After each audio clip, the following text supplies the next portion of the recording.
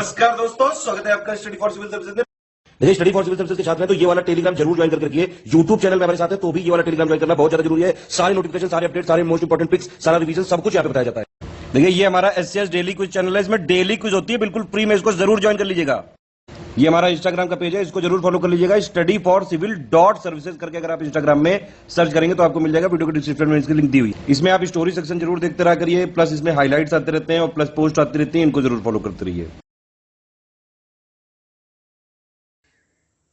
दोस्तों, ये lower PCS mains का पेपर है और इसे ऑफिशियल आंसर की के थ्रू देख लेते हैं। अब यहाँ पे जो सामान्य विज्ञान और मैथमेटिक्स के क्वेश्चन है वो आपको दिखाई दे रहे हैं। अर्थमेटिक के कहना ज़्यादा सही रहेगा। तो त्रिभुज का दिया हुआ है, त्रिभुज एबीसी की भुजा एबी और एसी के मध्य बिंदु डी और ई है इस प्रकार से। तो इसमें आपको कुल मिलाकर बताना था कि जो डी भुजा है उसकी लंबाई कितनी है और इसका जो आयोग ने माना है आंसर वो इसमें डी वाला हो जाएगा, 5 सेंटीमीटर। सेकंड को देखते हैं। सेकंड में कहा गया कि त्रिभुज एबीसी डी ई एफ दोनों समरूप हैं आपस में।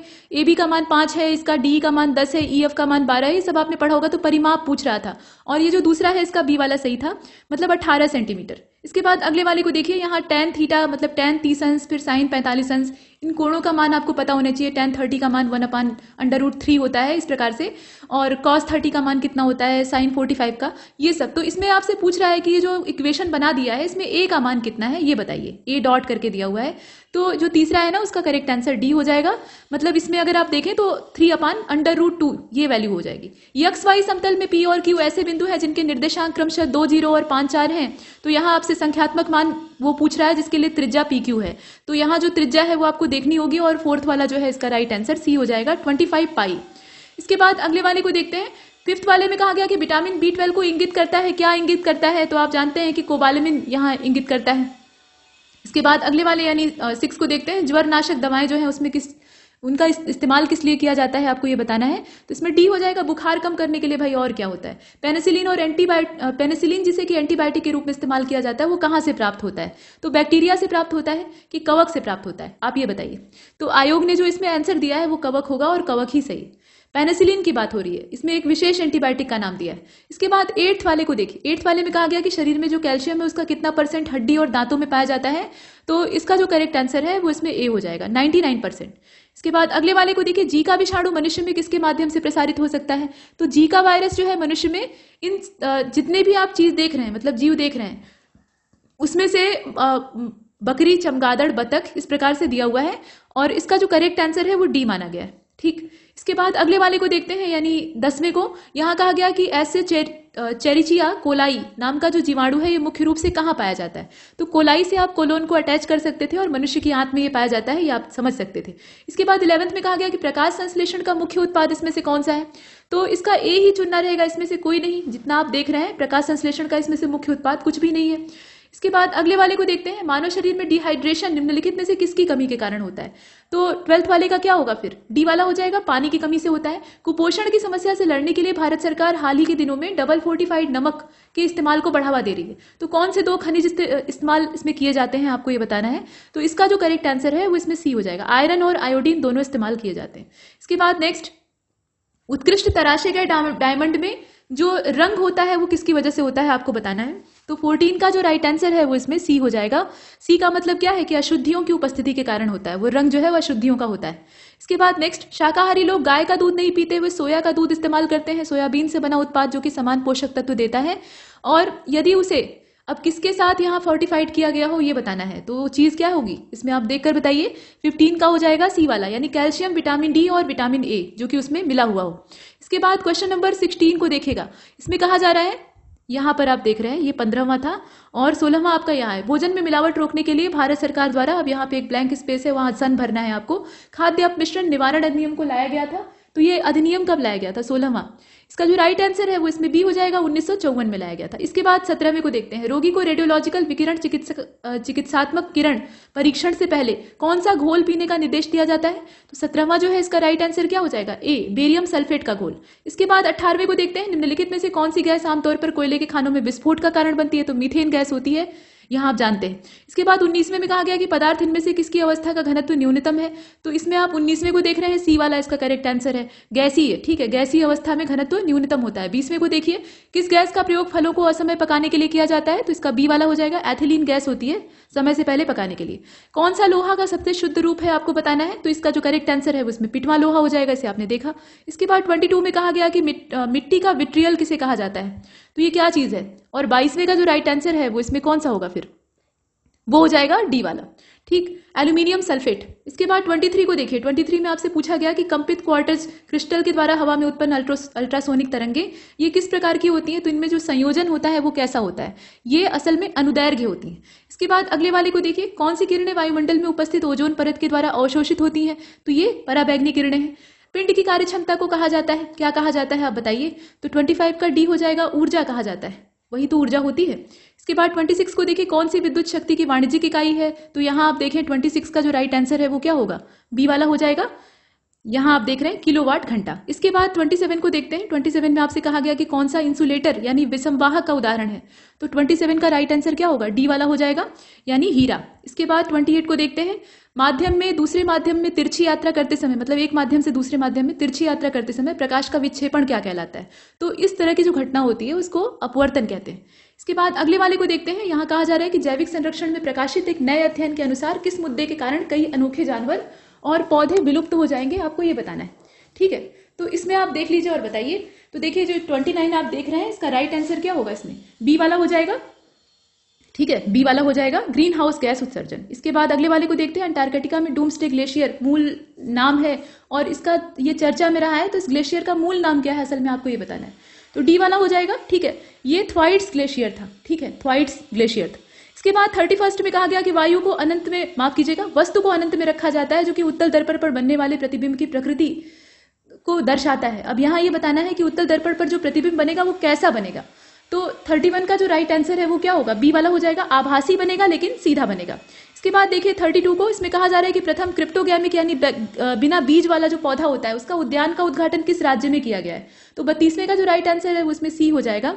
ठीक है, उत्तराखंड में किया गया है। इसके बाद 33 में कहा गया कि कौन सा सही है, तो भारत की तटीय रेखा चक्रवातों से सुरक्षित है, सही है, ऐसा नहीं है, तटीय रेखा तो चक्रवातों से प्रभावित है। इसका जो इसमें करेक्ट आंसर होगा 33 का वो क्या होगा, डी वाला ही होगा, शीत ऋतु में पवन भूमि से महासागर की ओर बहती है। इसके बाद 34 में कहा गया कि जो रेड ब्लड कॉर्पस होती है उनका जीवन काल कितना होता है, तो जीवन काल कितना होता है आप बताइए, वो करीब 120 दिन का होता है। मास्टर ग्लैंड पिट्यूटरी ग्लैंड को कहा जाता है, और ये जो ओरसिस दिया हुआ है रेक्स करके, ये खबरों में था, और ये है क्या चीज, तो ये जो चीज है ये असल में अंतरिक्ष यान था। ठीक, करंट अफेयर का है। लेजर फ्लोरिकन खगमोर पक्षी जो है, खरमोर इसको कहा जाता है, ये अभी हाल ही में तेलंगाना गए हैं, तो ये टैग से चिन्हित है। अब आपको बताना है कि ये किस राज्य के हैं, मतलब किस राज्य में हैं, तो यहाँ 37 का जो राइट आंसर है वो इसमें से बी वाला हो जाएगा। ठीक है, बी वाला यानी गुजरात। इसके बाद अगले वाले को देखिए 38 में, इसमें कहा जा रहा है कि CSIR CCMB द्वारा विकसित कोविड-19 परीक्षण की कौन सी विधि बिना वायरल ट्रांसपोर्ट के माध्यम से ICMR के द्वारा अनुमोदित की गई है, तो 38 का फिर क्या होगा, इसमें से डी वाला हो जाएगा। ठीक है, टी वाले का मतलब क्या है, ड्राई स्वैब डायरेक्ट RT-PCR जो पद्धति होती है उसको यहाँ अनुमोदित किया गया है। 2 से 18 वर्ष की आयु के लोगों के लिए चरण 2 और 3 के परीक्षणों के बाद किस कोविड-19 वैक्सीन की सिफारिश की गई है, तो इसका जो करेक्ट आंसर है वो इसमें बी हो जाएगा, कोवैक्सीन। इसके बाद अगले वाले को देखते हैं, निसार उपग्रह के बारे में पूछा गया है, तो इसका जो 40वां था इसका करेक्ट आंसर क्या होता, इसमें से बी वाला हो जाएगा। ठीक है, बी वाले का मतलब है संयुक्त राज्य अमेरिका। इसके बाद 41वें को देखते हैं, बिजली के बल्ब में आमतौर पर निम्नलिखित में से कौन सी गैस भरी जाती है, तो इसका डी हो जाएगा, जो असक्रिय नाइट्रोजन होती है वो भरी जाती है। क्वार्टज क्रिस्टल जो सामान्यतः क्वार्टज घड़ियों में प्रयुक्त होते हैं, रासायनिक रूप से क्या होते हैं आपको बताना है, और इसका जो करेक्ट आंसर है वो सी हो जाएगा। ठीक है, सिलिकॉन डाइऑक्साइड। इसके बाद 43 को देखिए, ब्लैक फंगस नैदानिक क्लिनिकी का नाम क्या है, तो इसमें आप देखकर बताएं, और 43 का जो करेक्ट आंसर था वो बी वाला था, ये म्यूकर माइकोसिस थे। इसके बाद अगले वाले को देखते हैं, कौन सी अभाज्य संख्या है, अब इसमें आपको देखना था, और 44 का जो करेक्ट आंसर था वो डी था, 71। इसके बाद पूर्णांक x के लिए प्रत्येक विषम पूर्णांक का रूप होता है, क्या होता है आप बताइए, तो 45 का ए वाला होगा, 2x + 1। 2 धनात्मक पूर्णांक है m और n, m बराबर x² y, n बराबर x³ y³ के रूप में लिखा जाता है, तो x और y अभाज्य संख्याएं हैं। m और n का महत्तम समावर्तक यानी जो हाईएस्ट कॉमन फैक्टर है वो आपको बताना है, तो इसका जो करेक्ट आंसर है 46 का वो इसमें हो जाएगा डी वाला। ठीक है, डी वाला इसका सही। इसके बाद अगले वाले को देखते हैं। 47 में कहा गया कि टेट्राएथिल लेड तो पेट्रोल योजक के तौर पे इस्तेमाल किया जाता है, ये आप भी जानते हैं। इसके बाद यहाँ लघुत्तम महत्तम वाला पूछा था, ये जो 48 नंबर का क्वेश्चन है, two integral integers x and y वाला। तो इसमें जो करेक्ट आंसर था 48 वाला, इसका करेक्ट आंसर क्या था? बी वाला था। ठीक, m की पावर 4 और n क्यूब। इसके बाद 49 को देखिए, कौन सी छोटी संख्या है जो कि 10 से लेकर 15 तक दोनों को छोड़कर बीच की सभी संख्याओं से विभाज्य होती है। तो 49 का जो करेक्ट आंसर है वो इसमें डी वाला हो जाएगा, ये है 4004। ठीक है, डी वाला सही। इसके बाद 50 को देखिए, 513 और 1134 का लघुत्तम कितना होगा? तो ये तो सिंपल है, आप निकाल सकते हैं। अब इसमें जो 50वां है, इसका राइट आंसर क्या होगा? ए वाला हो जाएगा। इसके बाद आगे बढ़ते हैं। यहाँ 54 का अभाज्य गुणनखंड आपसे पूछा था, आप निकाल सकते हैं, डी वाला हो जाएगा। यहाँ 2 गुणे 3 की घात 3 हो जाएगा। इसके बाद अगले वाले यानी 52 को देखिए, धनात्मक पूर्णांक p को 2 से विभाजित किया जाता है तो शेष r का मान कितना होता है? 52 का ए वाला सही है, 0 और 1 होता है।